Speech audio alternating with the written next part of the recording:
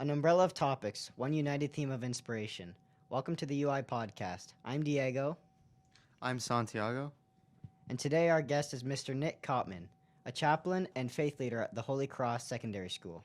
He recently went on a one-of-a-kind trip to a remote town in northern Quebec with 1,000 residents and no road access. He tells us of his experience with the rich culture in such remote location where mountains and open landscape replace skyscrapers and busy streets. Mr. Cotman, thank you for coming on the show. Thank you for having me as your first guest. I am honored. So, Mr. Cotman, how did you get into a job like chaplaincy? It's not a job you hear of often. Yeah, that's a good question. It certainly isn't common. And when people ask me what I do, I really find it difficult to kind of whittle it down to the main things because the job involves a little bit of everything. I'll tell you, I gave a bit of a description just earlier about what I do day to day. But how I got here is that I did my undergrad at the University of Ottawa in philosophy and political science. And when I was in third year, a friend of mine said, I'm doing an elective in theology at St. Paul's University, which is part of U Ottawa. And he said, it's not too hard. You should try taking it as an elective as well. And I was like, okay, I'll do that next semester. And I think sometimes theology or religion class sometimes gets a bad rap for being maybe light or something. But I think that if you do put the time, consideration, and the reflection that the topic actually merits, it isn't easy. It requires a lot of thought. There's a lot of intelligence that goes behind these things. Anyway, that's beside the point. I started with an elective in theology in my third year and fell in love with it. And really, that's when I had the first taste of, there is a lot of wisdom and thought put into our faith. And I'd taken this for granted in some capacity. Philosophy had exposed me to a bit of that, but now having theology and philosophy together really helped me to bring that together. I kept taking theology courses as electives when I was at Ottawa and decided, I want to do my master's in this because this is just so interesting. So I applied and got into my Master of Theological Studies at the University of St. Michael's College at the University of Toronto. I was there for 3 years and it was just wonderful. And as I was finishing my final year by writing my master's thesis, which was on Lord of the Rings, because I'm a huge Lord of the Rings nerd, I found out this position was posted and available. So I applied and everything just kind of fell into place. So as I was finishing my master's, I started working here in September 2019. And when I was looking to study theology, there weren't specific career ambitions. I literally liked theology and wanted to study it, which is as good a reason as any to study. I know there are practical, considerations like finding a job and being employable and stuff, but I loved theology, wanted to study it, and it worked out in the end for me being here. So, would you say theology was kind of a stepping stone into your faith, or where did that fit in on your timeline? That's a great question. It was definitely my faith is important to me, and I'm Catholic not just because I want it to be true, but because I think it's true. And that was always a part of me. That's why I was studying philosophy. Truth has always been important. I believe God speaks to us through three main ways, through beauty, truth, and goodness. And truth has been particularly important to me. And the study of philosophy really helped me to think critically about all things. And then theology was kind of the philosophical application of that to my faith. And so I would say it was an important stepping stone and really has deepened my faith and helped me to appreciate it a bit more. It challenges faith at times as well. But yeah, my faith was always a big part of my life, and that was certainly an important chapter in the beginning of a new chapter studying theology. Just a fun question now. Yeah, I'm excited. What Catholic figure do you most look up to? Oh, that is so tough. There's so many. I'm really drawn to a lot of 20th century figures like St. John Paul II. Read biographies about him. Just incredible. This person who lived this life that seems made up. He did so much cool stuff. Of course, St. Andre Bessette now has a special place in my heart, given that he's the patron of Holy Cross. J.R.R. Tolkien, as the author of Lord of the Rings, is that speaks to my heart in a special way. But the most important person to me in my faith journey has been far and away St. Thomas Aquinas. Perhaps the smartest person who ever lived. I have to throw that out there. Philosopher, theologian, just his Summa Theologica. You read it, and he lays out all these arguments and these questions about faith. And it's really very accessible to read because he lays out the responses and then gives his answer and the answer of faith. And I think he's the one who really showed me just how brilliant Catholicism can be. Speaking of saints, we went on the grad trip last year to Montreal. Yes. And Andre Bessette was a big figure in the Yeah. Oratory it was? Yeah, St. Joseph's Oratory. St. Joseph's Oratory. Yeah. Yeah. Thank you for bringing that up. Nice little plug here. The trip last year was a highlight of my school year, and I think I'm curious to see both of your thoughts on it because you both went last year. But yeah, St. Joseph's Oratory. We had a relic of Andre Bessette here from the Oratory in December, if you can recall that. And I think it's just a really special place. And Montreal, we're blessed to have a city so close with so many beautiful connections to our faith and just beautiful churches. Santi, what was the highlight for the trip for you last year? It has to be the Oratory for me. It's honestly breathtaking. Huge. Everything that Brother Andre has done, or did, sorry, it was just how he was just a servant to his community. Yeah. And yeah, just a fun experience to learn more about my faith. Yeah, Diego, what about you? I was hesitant about going on this trip because I saw, we're going to 3 churches. We Yeah. went to Notre Dame, and I was like, Yeah. oh, man, a grad trip. But I couldn't believe it when I actually got there, and I saw these churches and the architecture and Yep. all those the crutches. Oh my gosh, yeah. Yep. Yeah, so Because- just to clarify, so at the Oratory, they have the crutches and the other instruments that people use to help them walk and stuff. And then they went there and were healed by Brother Andre Yeah. and left them there and walked away. That really, I was shocked by that. Yeah, and if you recall, there's a ton that are out. There's a And then ton. the guide says, this isn't even a fraction of them. We have Yeah. way more stowed away in storage that Yeah. we can't, but we just don't have anywhere to put all of them. I also liked Yeah. when we finished that tour and we went to where he slept. Yeah. His little house Yeah. it was up in that attic. And you see his shoes and stuff. It's so real, right? Yeah. Yeah, it makes your faith really come alive because you're like, oh, this is real stuff. Like saints aren't people who lived 1,000 years ago in like rural Italy or something like that. This is a guy who is healing people in Montreal in the 20th century. I guess that's why it was such a shocking experience to Yeah. see these things because you think like a saint, this guy was a saint, and then Yeah. you see it and it's like, wow, Yeah, incredible. like I'm standing where this guy Yeah. where he stood. And if it's all right, I just want to speak to your experience, like when you get to the first church, like Notre Dame or whatever.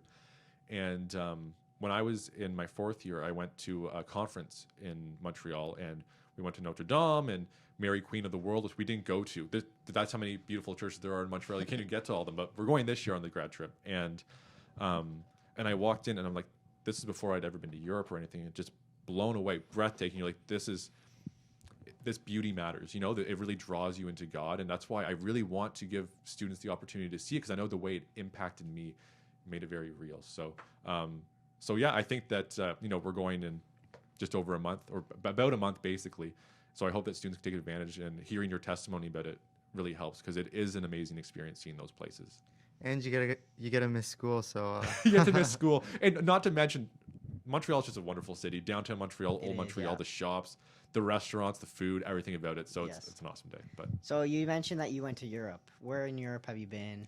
yeah, so after I finished my undergrad, I did backpacking for about 2 weeks on my own. And traveling by yourself is really, really special experience. A lot of growth, and it's nice because you wake up, you're like, I want to do this today, or you wake up, I need an extra hour of sleep, and you don't need to check with other people, you get to do your own thing. But yeah, I did England, France, Switzerland, Italy, and it was all just awesome.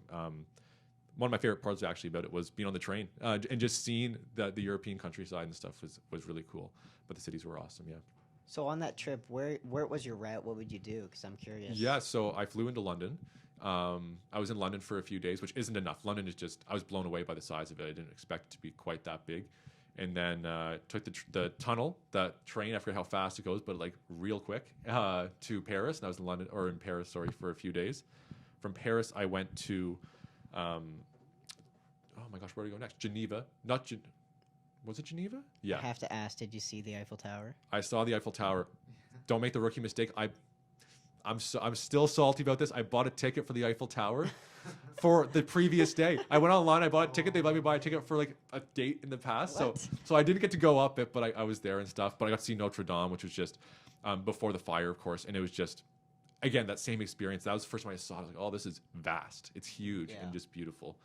So yeah, and Paris was awesome, and then Geneva was nice because much more quaint and quiet, and again, just beautiful in the foothills of the Alps there. And then I went to Nice, and Nice was amazing, but I had one of the most probably formative experiences of my life. There was a terrorist attack when I was there, just a heartbreaking day. But so that kind of shook me up for a couple days, and I left the next morning on the train, and then I went to Florence. And in Florence, again, the Duomo, just the church there, is just beautiful. I was there for a couple days, and I met some NCAA baseball players and hooked up with them for a few days. We just hung out and went around the city. It's neat, the people you meet going from hostel to hostel. And then I went to Rome for about 4 or 5 days, and I have to say, out of every place, Rome really felt like home. And I'm sure there was a connection to my faith, but I just have vivid memories of end of the night. I think they close it down around 11 o'clock, but around 10:30, I go to St. Peter's Square and just sit there, and there'd be a few people maybe saying the rosary, a few people there, but really quiet, not boatloads of tourists, and just I would journal and listen to music and stuff, just sitting in St. Peter's Square looking at the Vatican, and just pretty cool. That's good. Yep. Did you make lots of friends on that trip? Yeah, I met lots of people. I met a friend That's in good. Geneva who was working for an NGO at the time and got to visit the United Nations, stuff like that. So yeah, met a lot of really cool people. That's awesome. So speaking of traveling, Yeah. last month, where'd you go? What'd you do? So in January, I went to a town at the very northern tip of Quebec, or pretty close to the very northern tip of Quebec. It's on Ungava Bay, and I still can't quite pronounce it perfectly, but I'll do my Give it a best. shot. Yeah, Kanyak and it's or also known as George River. Yes. And it's in the northern third or so of Quebec is a region called Nunavik. And it's an Inuit region, and there's 14 villages there. And one of the main villages is called Kuujjuaq. So I flew from Montreal to Kuujjuaq. It was a little bit over 2 hours on a 737 full jet and stuff. And then from there, I had a short layover and jumped on a little Twin Otter, little plane, about a 45-minute flight to the village I was living in. And I was there for just over 2 months.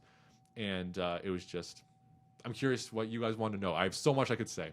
So I just wanted to ask, like, what was the weather like when you went there? Because when I think northern Yeah. Canada, I think snow, windstorm, snowstorm. Yeah.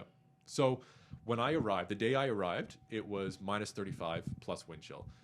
So it was cold. The cold there is much different feeling than here. Like here, it's that damp chill you get. You walk outside and it's kind of that humidity. Up there, it's much drier. So it's cold, and if you have exposed skin like on your face or your hands, like you get cold immediately. It takes 2 seconds. Like you can't. I'm gonna sneak outside in my t-shirt to bring the garbage out. No, you don't do that. But if you bundle for it, I had a good pair of snow pants. I layer with my jacket, and you can manage. But the coldest days were below minus 50 with wind chill. The school up there actually closed for a couple of those days when it was just like extremely cold. Yeah, I mean the body adapts though, right? Yeah. And it's funny. I was found when I first got there. I was like, I'm hungry all the time, and I think because it's so cold, your body's just working and burning calories all the time. Yeah. So your diet really switched when you went there. Yeah, it did. There was a lot of that, but it wasn't like char and caribou every night. That was Yeah. kind of a treat, to be honest. Yeah.